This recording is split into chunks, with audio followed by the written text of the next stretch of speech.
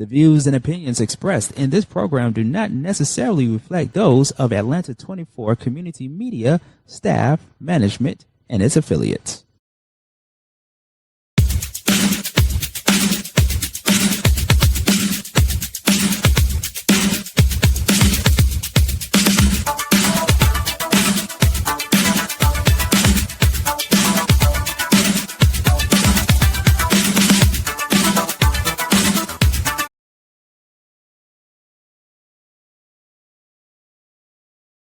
The views and opinions expressed in this program do not necessarily reflect those of Atlanta 24 Community Media, staff, management, and its affiliates.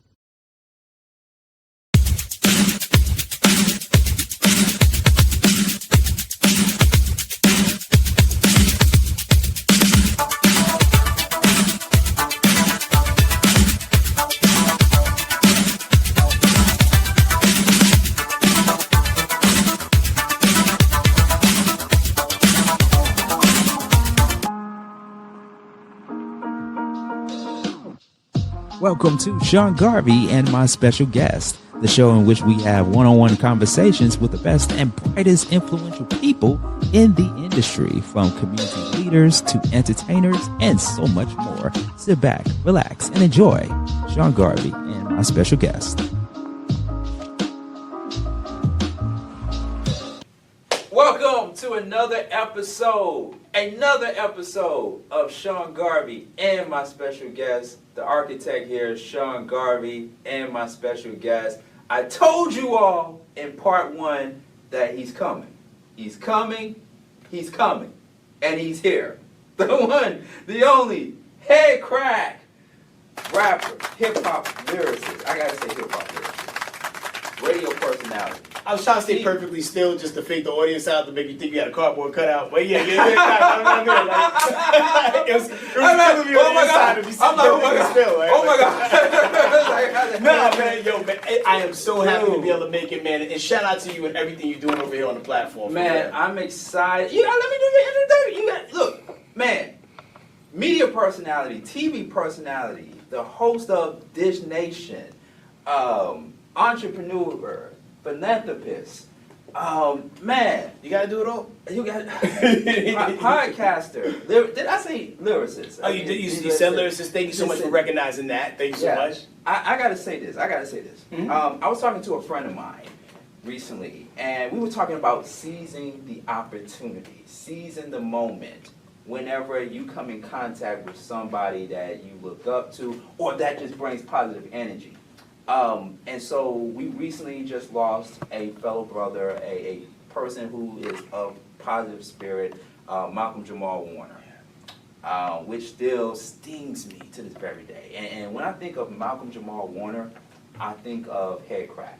Wow. And the reason why I say I think of HeadKrack is because every time I see him on social media or when he's at these functions, at these events, he just brings nothing but positive energy. And I think we all need that in the times that we're in right now, where everything just appears to be so negative-based, trauma-based, and what have you. But I just see nothing but positive energy. I mean, the world's a dark place, so shout out to everybody that comes out there, you know, and could shine a certain type of light, and add value to people's days, you know, because especially you talking about the week that we was talking about. Right. I would have never imagined in 100 years I would have been more traumatized by the loss of Malcolm Jamal Warner than I would have been traumatized by the loss of Hulk Hogan. Now, granted, the last 10 years, Hulk Hogan did it to himself, but, I mean, we grew up watching Malcolm on The Cosby Show. Yeah. Thursday nights was appointment-based television. You sit in front of your TV, 7 o'clock. Yes. Cosby Show. A couple years later, we got Different World. The Cheers would come on after that. You know what I'm saying? And when you would see him on TV, that was somebody who you felt like, oh man, that brother looked like me. You know what I'm saying? Mm-hmm. Like, yo, like I want a friend like him. And Cockroach. Yeah. You know what I'm saying? Because we ain't gonna discount, you know, Carl Anthony Payne. Right. But yeah, man, and I had the opportunity to run into him a couple of times because, like, people used to tell me, especially when I had dreads, people used to tell me all the time I look like Malcolm Jamal Warner, and I always took that as a badge of honor because, like, I looked at him for a fashion sense. I even wanted the Gordon Gartrell shirt. I wanted it. I really did. I really did. But man, I mean, but like I know people who knew him at a more personal level than I know him, and he really, everybody was like, yo, he really was that guy. That guy that like just knew when you needed a call, a uplifting word, and very supportive. I had a friend who I just did a show with. Her name was Benita Jelaine, and she hit him up about the show, and like even as he was getting ready to go to Costa Rica, he's like, yo man, I'm not there in spirit, but I know you're gonna kill it. And like people who pour into people at that level, it's just the ultimate sign of a good human, and a lot of us need to be poured into. And you never know where you're going to get that pouring into coming from. And apparently he poured into a lot of people. And that's a space that I always try to operate in, because we all just plants who just need a little water.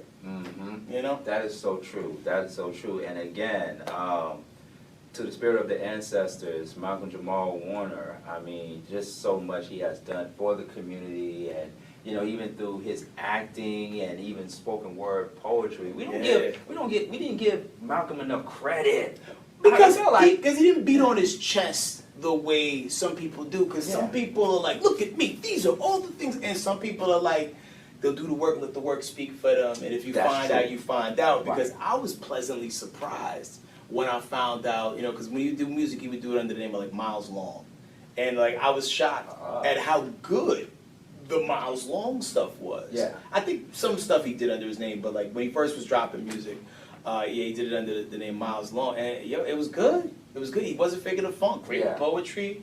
I mean, he was a guy. You know, you ever like see somebody and be like, I wish they was my friend. You know what I mean? Like that sort of thing. Like I was about to reconnect with him through my same mutual friend, because like they hang out a lot, and I was looking forward to it, and unfortunately, you know, it's all in the spirits now. You know what I mean? So the energy's there forever, even though you may not have these people in the physical presence. That's true. So it's a frequency. It's true. It's true. I'm glad to be also sitting next to a New York native. You from New York too? I'm not from. No, listen. I consider myself to be partial New York. Let me tell you why. So I'm born in Atlanta. I'm an Atlanta native, but my dad, Rex Garvey, is from Mount Vernon, New York. Shout out to money earned in Mount Vernon. And when he came down to Atlanta, he brought that New York energy down here, you know. And then he met my mom, and the rest was history, right? And so I remember growing up in school, I would listen to a lot of New York hip hop, East Coast hip hop. Like East Coast hip hop was my first true love before down south. Of course, I was aware of people like Raheem the Dream and Kilo Ali and Hitman Sammy Sam, to Outkast and to Goody Mob, Jermaine Dupri and all of them, but it was nothing like that East Coast hip hop. I mean, Wu-Tang, Mobb Deep, Method Man, Redman. I mean, even going all the way back to the Sugar Hill Gang and the Fat Boys, LL Cool J, Rakim, Big Daddy Kane, MC Lyte. I can go on and on and on, right? Like, where did that come from to you? You know, from New York, the birthplace, the Bronx, birthplace of hip hop. Like, I mean, I think being in it. And when I say in it, like in the atmosphere, in the environment, especially during those formative years, you couldn't help but love it, embrace it. You know, it spoke to me, especially like you talk about the early to mid '80s too.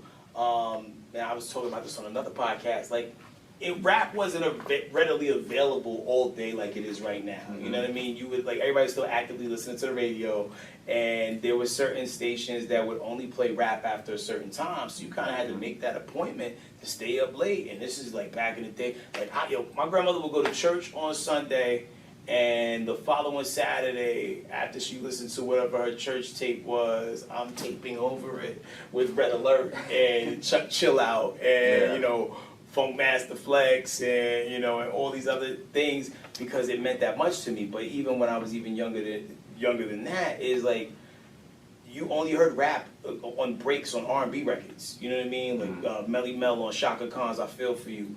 Ralph Tresvant rapping on Cool It Now. Why you all coming down on me? The rap that Blondie did on Rapture. Fetty, you know he cool. It wasn't even on People. We tolerated it because it was something.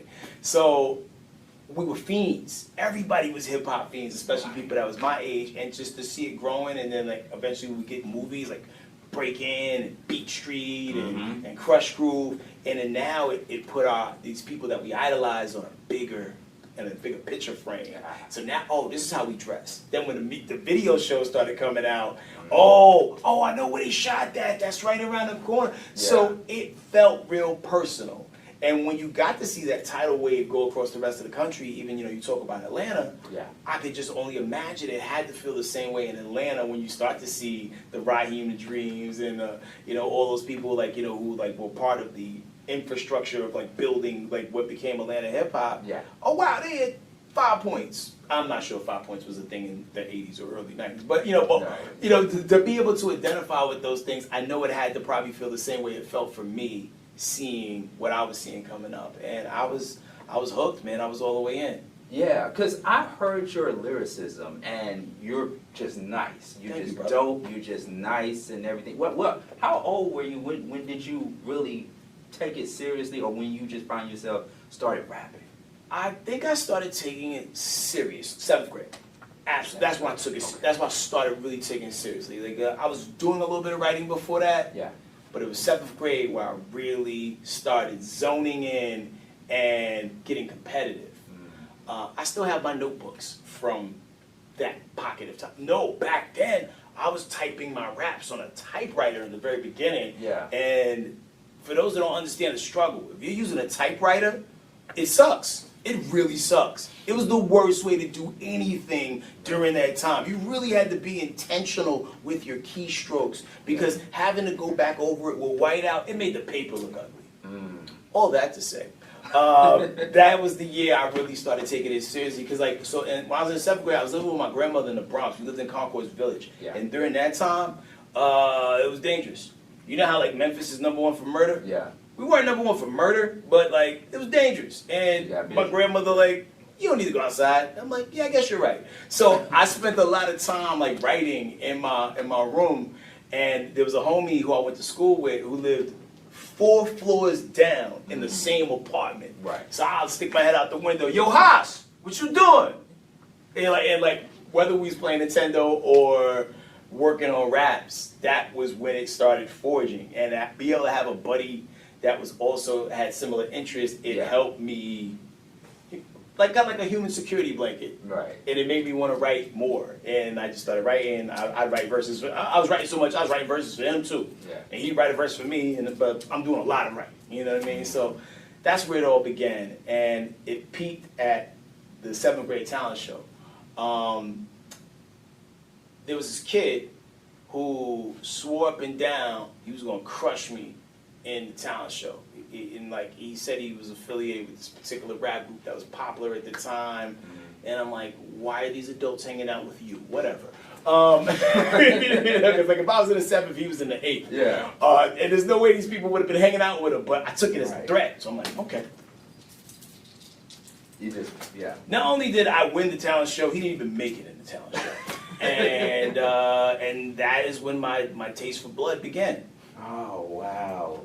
Oh, man, that is so dope. That is so dope. I mean, hip-hop has always been a very competitive sport. It's not just about what you wrote and everything. It's also your delivery. It's also your delivery, to see which MC was more charismatic, which one had the flavor, the most flavor and everything. It was just like a gumbo of so many things. And wow. So I want to know, because, the radio thing came in later, though. When did you get hit with the radio bug? So it came in later, and it's weirdly connected. Yeah. So fast forward, I don't know how many years, 7th grade, fast forward maybe 10 years, maybe, from the 7th grade story to the time radio came. No, not even that. So graduated from high school, and during that time I'm living in Dallas. And I used to work at Target, and I was a front lane supervisor, and I was also the PBX operator, the person who makes the announcements on the speaker. Yeah. Attention Target guests. Time's now 9 p.m. and Target's about to close. Please take your final remaining items and proceed to the front lanes where you'll be checked out shortly. Still know the speech. I would be around during the time where the station 100.3 Jams had this thing called the roll call. And this happened at night, like around 6 o'clock, 6:30. And because I'm back there with nothing to do, because the PBX operator, like after a certain time, was set up in the fitting room. Yeah. So like you was in charge of the fitting room, you also answered the phones. Yeah. Phones wasn't ringing like that. I'm bored. So I called the radio station, did the roll call, and I heard it before. And I always noticed they're just saying stuff. What if I came on there and dissed the person that went before me? And the person would act, I'd set it up. Or if I rap last, I'll just diss everybody. So that's what I did, and I would win every night. Yeah. I would call in, and it got to the point where they're like, "We're not mailing you your prizes. You got to come up here and get them." Because they wanted to meet me. Right. You know what I mean? Okay, Like, yo, okay. who is this person to talk about they rapping in the break room at Target and da-da-da-da-da-da? Yeah. And they was intrigued by that. So when I finally went up there, like, they was showing me around. I'm getting to meet all these people that, like, I'd hear their voices on the radio. Because this is pre-internet time. Like, I couldn't pull them up on Instagram. I couldn't Google these people. It wasn't a thing. So either you saw these radio personalities in the wild, or you went up to the station just to, see what they look like. So I got to meet people like Lisa was big back then. She, she did radio in DC. A guy named Easy Street. This guy is Spud.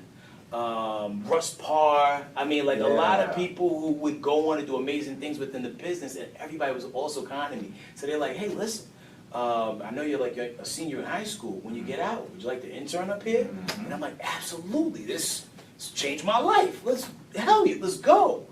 And if I graduated May 30th, right? Yeah. Station flip formats June 7th.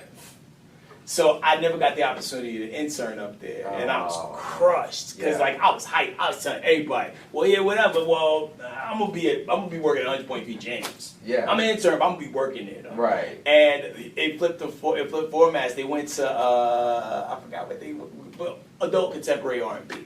So that was a mighty blow. But fast forward a few years, a new station came to town, 97.9 The Beat, and I was hanging out with my homie Keynote and this other guy named Super K, and we was like, yo, let's make a tape like we already have a show, and just turn it in. Because they didn't have no DJs at the time.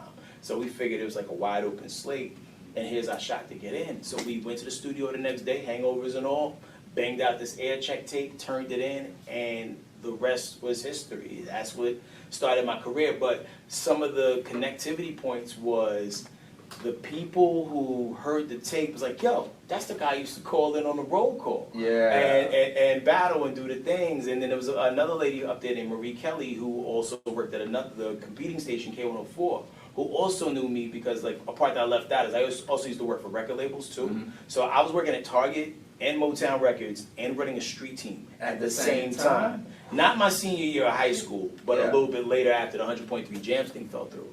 So I knew people, and I made relationships that I didn't even realize I was making just by being outside, and it all paid off. Wow, that is so incredible, especially when you speak about relationships, because it took me a minute being in radio. See, I started in radio in 2003. Okay. And it took me a minute to realize that radio is not about just going on the air and talking to people. It's about building relationships, and you built so many relationships before it became that time for you to get on the air and do your thing. Yeah. Wow. Now, I tell people all the time that, in radio, it's maybe 20 to 30% of what you do on the air. It's about what you do in the streets, what you do in the communities. That's the most important part. Okay. You have to be approachable, touchable, relatable, and you also have to be selfless. The opposite of selfish. You got to be selfless.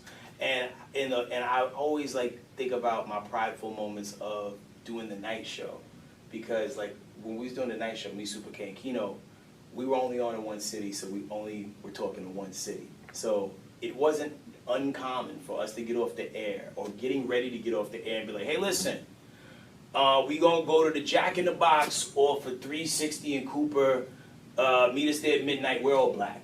Because that's how you know we with us. That's how we know you're with us. And we go up there, and this is back when you can get a jumbo jack for $1. And listen, between the three of us, we bought 100 jumbo jacks. and gave them to the people, and we was just chilling in the parking lot with people. And like, for some people, that might have been the first time they ever met somebody, and I say this in air quotes, famous, and it was a spirit of servitude. Yeah. You know what I mean? Like, a lot of people get into this business with a take mentality, but the people who I think have the longevity, all the things, I think they come in with the spirit of servitude, because that's what radio truly is supposed to be about. I mean, granted, you can get the nice cars, you can get the house, you can get doors open for other opportunities, but at the end of the day, you got to serve the people. And whether it's serving people jumbo jacks or serving them laughs so they can take their mind off of whatever's going on in their life that week, or just playing their favorite song,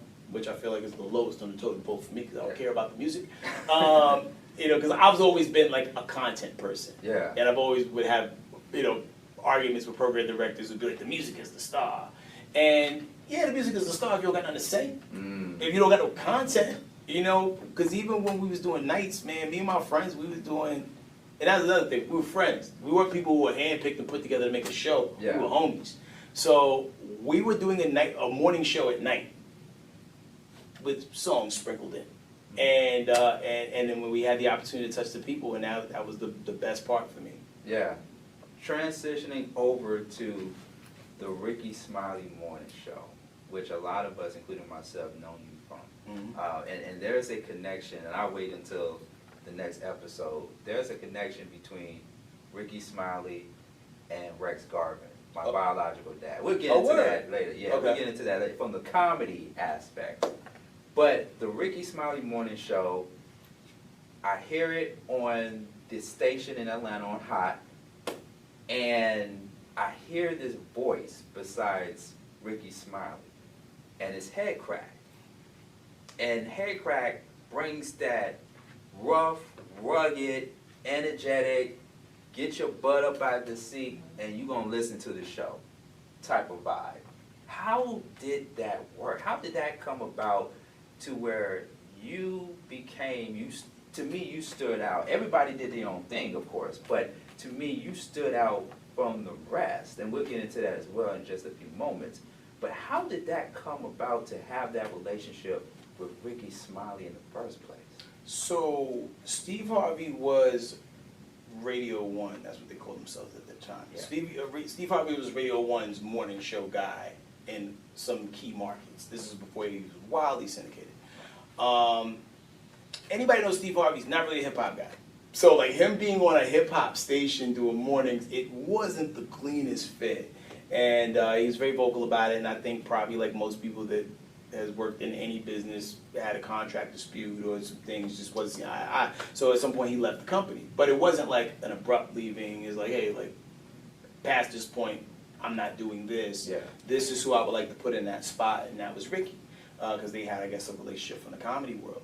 So they put Rickey in the mornings, and then our program director at the time came to me and was like, hey, listen, Crack, you're the most organized person in like this scenario, like at the station right now. Like, how would you feel about coming from nights to do mornings?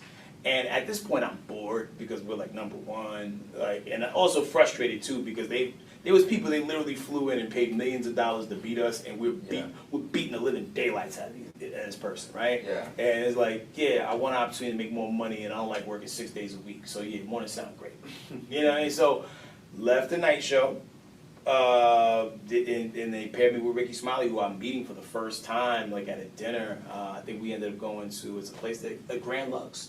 That was the first time we met at Grand Lux. Yeah. And because I would see him on TV while we was in the studio, because we were doing a show and there's like a TV in the corner. Right. And we always kept it on BET because by the time we get there, 106 Park is on, so 106 Park go off, Comic View come on. Right, so I would always see him, but the sound would be off because we doing a show here, right? So I'd always see him, but I wasn't familiar with the comedy, you know what I mean? But after a while, just figuring each other out, and all right, now the show is rolling. Now we got Rock T, we got Gary.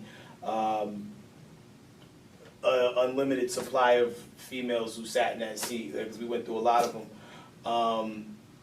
We built that thing from the mud just in Dallas, and then got St. Louis as an affiliate, and then got a Augusta maybe was the second affiliate, and then boom, boom, boom, boom, boom, boom, everything came along. And then when Atlanta came on, the stakes was raised, and when Miami came on, the stakes was raised, and it got to a situation where it was like, hey, listen, I mean, you guys are in Dallas and you're doing great. However, Atlanta is like, you know, the heartbeat of the culture right now. Mm-hmm. We need y'all to relocate out there. And I was very reluctant because I was a big fish in a small pond, you know what I mean? But also I knew where there was room for growth. And grudgingly, I was like, okay, cool, y'all go. And came to Atlanta, and then everything else just started taking off and picking up because whereas in Dallas, I encountered a lot of people who I guess had a very nearsighted view. Right. Versus big picture, grand scheme of things, years down the road. Because I would present ideas that people just didn't get, or that's impossible, we can't do that. But I'm like, but we can.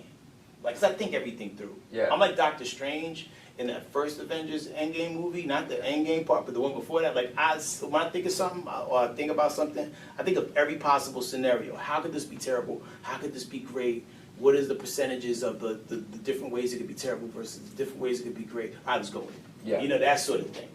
And so when I came to Atlanta, there was more people who operated in that space where the things I was asking weren't ridiculous. And they're like, hell yeah, cool. Want to do it tomorrow? I'm like, yeah, I do. I wasn't used to getting limited resistance. And then also the city of Atlanta is very embracive of entertainment culture, I'll say that. Because in Dallas, if you're not a cowboy or a maverick or a ranger, those are the teams.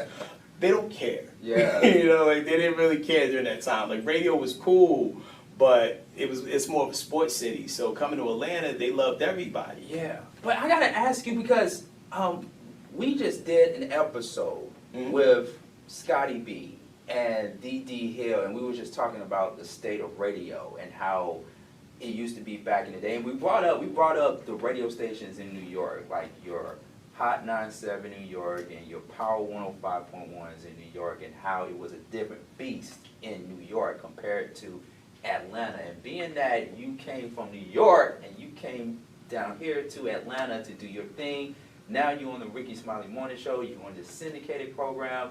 Do you think it was your competitive spirit that led you to want to get into a morning drive time slot like that? This is my financially competitive spirit. They wanted me to get into because everybody knows that morning radio pay more than every other time slot. Yeah. And then also, too, in mornings you get to talk more. Yeah. You know, because whenever I would listen to radio, I would listen for content. You know, I grew up on Star and Buck Wild, Ed Lover, Lisa and Dre in the morning, Skip Murphy in the morning, Russ Parr when he had a morning show. So I grew up on people who would do entertaining content and talk in the morning. So that's what I wanted to do, because we was able to do that at night, depending on who the program director was at the time. Because the guy that hired us, big shout out to Daryl Johnson.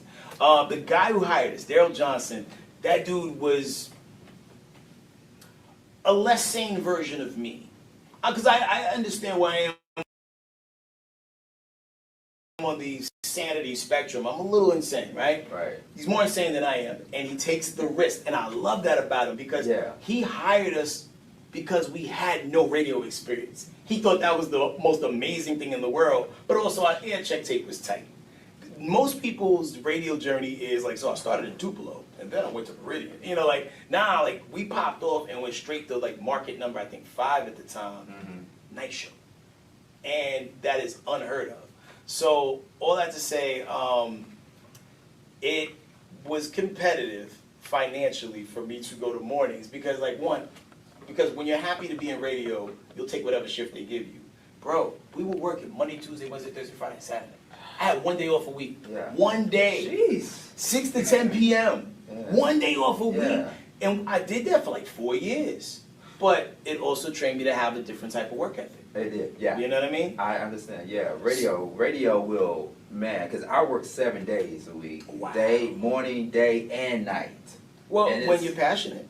That's true. That's true. That's true. So, going back to the Rickey Smiley morning show, right? You know, you're on this big market in Atlanta. It's Rickey Smiley. We know Rickey Smiley from the movies, from his stand-up comedy, Comic View, everything. And he has this group of people on the show, including you. Going back, because there were a lot of memorable moments that took place on that show, on the #1 morning show, not just in Atlanta, but in the country, right? What do you say, what would you think was your most memorable moment from the Rickey Smiley morning show, being on there? I would say Paternity Test Tuesday. Paternity, paternity test, I remember Paternity Test Tuesday. Yeah, I remember, because they were always a surprise kind of moment when the reveal would happen. And also, I think I hold that near and dear because that was like my baby. Like not my actual baby, but like they're like, it was something I brought to the show that was wildly popular, that everybody in the room would always be floored and shocked when we got the results, because these were real people. These weren't actors. If someone was to do that right now, it would be actors. Back then, not actors. These were real people. People who I still keep in touch with to this day.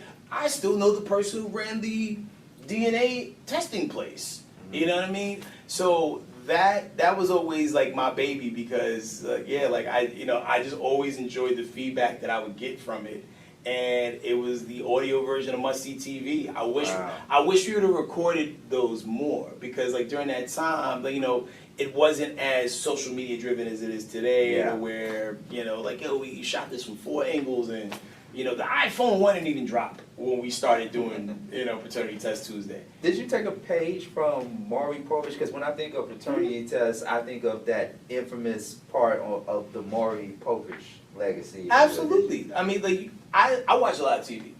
So, well, back then, more so.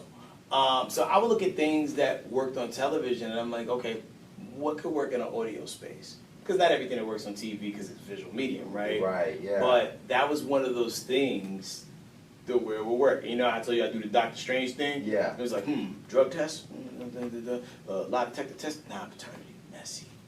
So I went with that.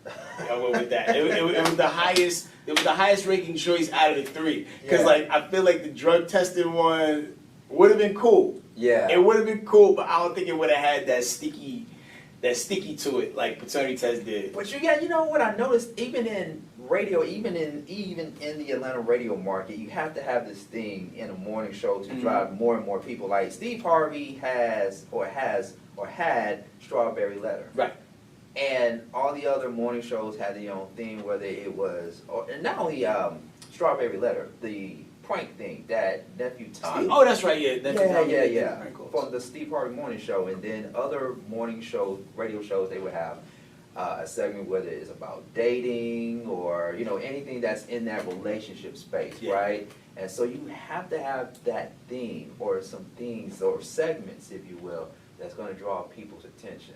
See, and I think with Rickey's show, we had a few of those things. We had the Paternity Test, we had Rickey's prank calls, we had Gary's tea, and just whatever random banter that would happen between point A and point B, because there were certain bits and things he would like to play a lot, right? So I think we had a few things that people could gravitate towards that, lent energy to the show. Because what a lot of people don't realize, we might do a 4-hour radio show.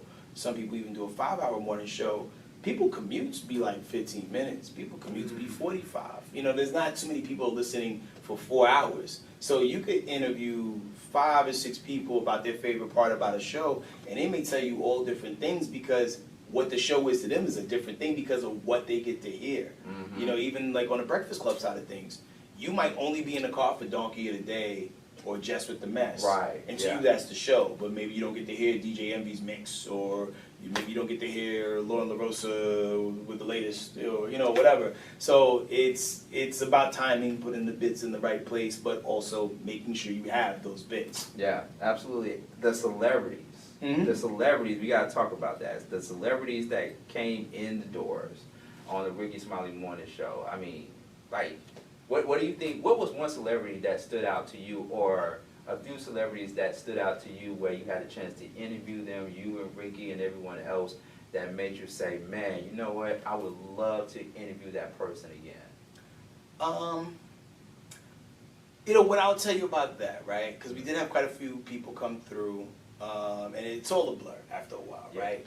But one moment that sticks out in my head, Ice Cube, who would come around a lot. Like I just saw on their timeline recently that Ice Cube pulled up on him in Cleveland. I guess he's doing the Big 3 or something. And I feel like at this point I'm cool enough with Ice Cube to where like he sees my face, he knows it's me, everything's Gucci, because we've crossed paths enough. So I'm in Miami at a big radio station for a station event for this station, 99 Jams that we was on at the time. Yeah. Prince Marky D from the Fat Boys was a DJ there at 99 Jams. So not only am I at like this cool rap show, and I love rap, and like you know Rick Ross is closing the show. It's gonna Ice Cube for a great night. I run into Prince Marky D, who I've ran into a couple times before, and I'm like a huge fan of just the Fat Boys because I feel like they don't get the props they deserve for setting up what they set up. It was like one of the first ones to not only like have a gold or platinum record, but also take hip hop from just being an audio medium to being in film. You know, like Crush Grooves, Disorderlies, things like that. Yeah. They really figured it out early, and they never get their due. So anyway, so Mark is just like the nicest guy, right? So we're backstage. He's like, "Yo, that's Ice Cube," and I'm like, "You ain't never met Ice Cube?" And in your head, you're thinking the Fat Boys would have crossed paths with NWA, even though they were going on like, you know, the little downswing at the end of the 80s and in the beginning of the 90s when NWA became a thing. I'm just like, how do you not know Ice Cube? So to be able to introduce Prince Marky D to Ice Cube and then just step away, like, you know, and just like, like, I'm cheesing because like, as excited as I am to see them, to also see them be excited about each other. And that's just a moment that always holds in my head, like just like a beautiful painting, because sometimes the things that you think would just come naturally, sometimes it needs a little bit of facilitating or setting up, and to be able to say that, yo, I was there for that moment, like that's probably my favorite celebrity moment within the lexicon of that show. Man, I feel where you're coming from. When I was at WLK V103, that Common moment. When Common came into the studio that day, and he was promoting Let Love at the time. And when he came into the studio and was taking pictures with everybody, I made sure, HeadKrack, that I brought every album of Common to the studio and just showed Common, hey, this is how much I appreciate you for the culture, for the community, for hip-hop, and everything. It was just such a beautiful moment. I think it means a lot to the artist. I mean, every now and then you'll see some people be like, get away, you know, but the ones who receive the energy and understands what it is to be who you are and what you bring to the table means to them, I think it speaks volumes on the people who reciprocate that well and receive that. You know? Absolutely. Hold that thought. Producer, how much time we got? How much time? 10 minutes. Okay. All right.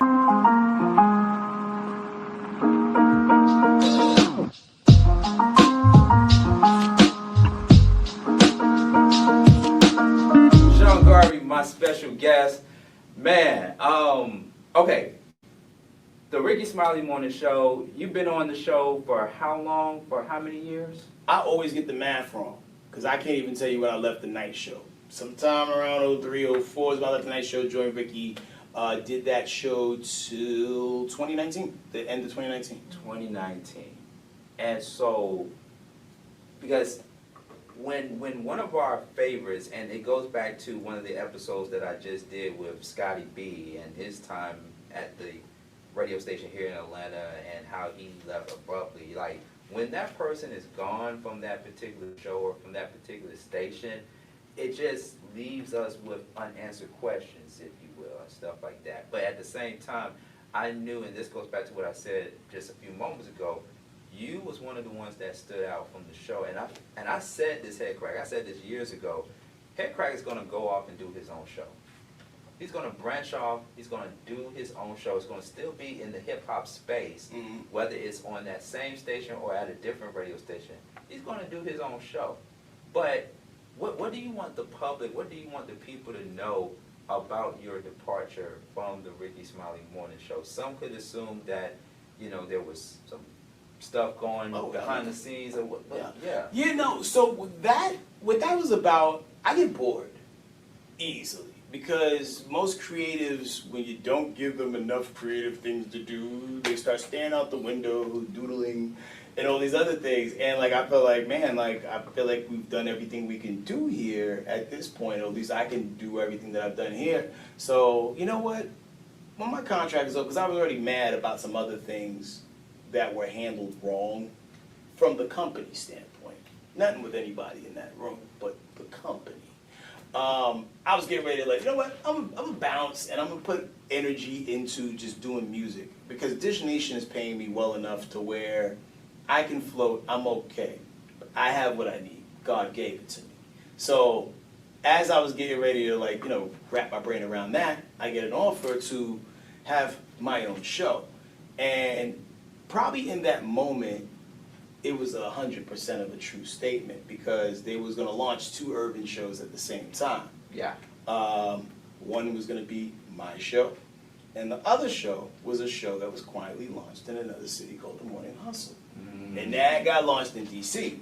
And very rocky start it had on the way getting started in DC with the ingredients that they had at the time. And I never heard that show in that incarnation, but I know that, you know, it could have worked, should have worked, but whatever, right? Sometimes you need, so if you, man, I wish I could like come up with the best analogy. Okay, you're making Kool-Aid, right? The powder, the water, but damn, you don't got no sugar. Cumin? You know, like, it's not the same, it's not Kool-Aid, right? Them adding meat made that Kool-Aid. However, I wasn't supposed to get added to that. The person that was supposed to be overseeing my show had an issue within the company, and he departed. And that person had my back and my best interest in mind. And when that person was gone, I became somebody else's problem, who I didn't really realize till like later on down the road that we're like, oh, now that I think about it, maybe that person didn't like me ever, really. And that explains why he would react and do certain things. And so I'm an optimist. I'll go in, you know, because I've been a common denominator in a lot of successful things. So like I go into the situation with all the intention of like, hey, we're gonna make this thing work. I know the odds are against this. A lot of people think this is gonna fall flat on its face because, you know, you're taking something that people loved, like the Rickey Smiley Morning Show, moving it to all the adult stations now, and here you have me. It's kind of like when Different World got spun off of the Cosby Show. Right. You either rocked with it tough, or you're like, but where's Bill? You know what I mean? So I always looked at me spinning off to do that as like a different world. Similar energy that you're familiar with, but it's a different show with its own energy, right? So between point A and point B, and this is also on top of like other things that have happened behind the scenes within the company that Arthur Fist bowled up, you know what I'm saying? I feel a certain way about it, but let me see how this plays out. Yeah. It was just a shit show, you know, to be really blunt about it. But every day I would show up and try to do my best to get a bunch of people who have their own agendas and fight against an invisible bully who's behind the curtains doing the things that they're doing, who have been caught in lies. I will remind you too. There's been caught in lies. The lawyer had to be notified, and my agent had to be notified about the lies that this person's been caught in. And so between point A and point B, you realize you're fighting an unwinnable fight, and it sucks when you're doing that when you know you're doing everything with the best intention. You know what I'm saying? You want to see this thing win. Yeah. Because I don't like to lose in anything, but then when you realize, oh, I'm surrounded by the ops, let me just make it to where, like, it'll be difficult to put more quarters in this machine to continue the game. And, you know, and it got to a point where, like, hey, there's no amount of money you can pay me to make me stay. And unless these certain things happen, I don't want to be here. And we just went our separate ways. And that was that on that. And it's frustrating because the potential for continued growth was tremendous. but everybody had to be on the same page. And I think what a lot of times what happens in these companies, certain people will have side conversations with certain people and be like, hey, there's a gun on the table. You know that's your gun, right? Then they go, hey, the gun on the table. You know that's your gun, right? They'll tell everybody it's their gun on the table. And they just sit back and watch the chaos ensue. Yeah. Because they don't have to deal with the day-to-day chaos, but they don't understand the drama and tension that they create in these rooms by doing the things that they do. Yeah. And I've never played that game of ball. I'm a straight shooter. You know what I mean? Like, hey man, like if we have an issue, let's talk about it.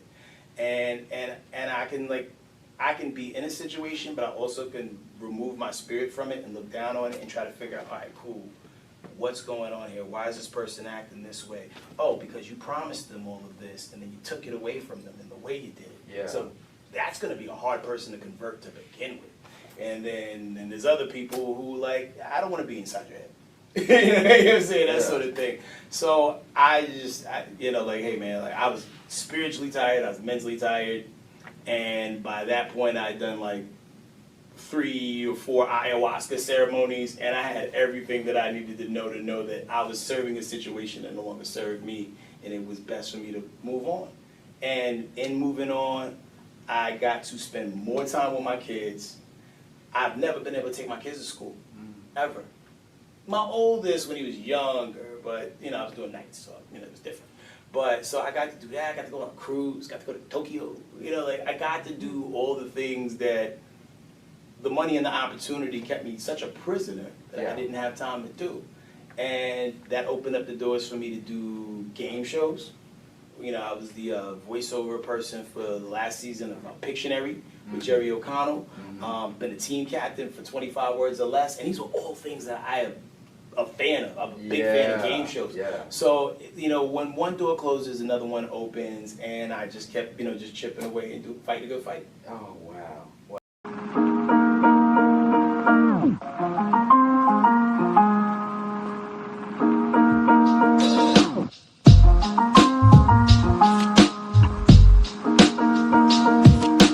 It's about the things you build for yourself outside of work that will give you the foundation and the stability in which you seek.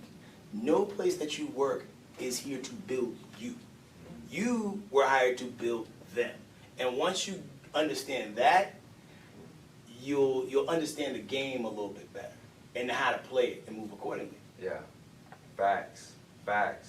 The one and only HeadKrack, ladies and gentlemen. Sean Garvey and my special guest, and putting the shades back on. Striking my pose.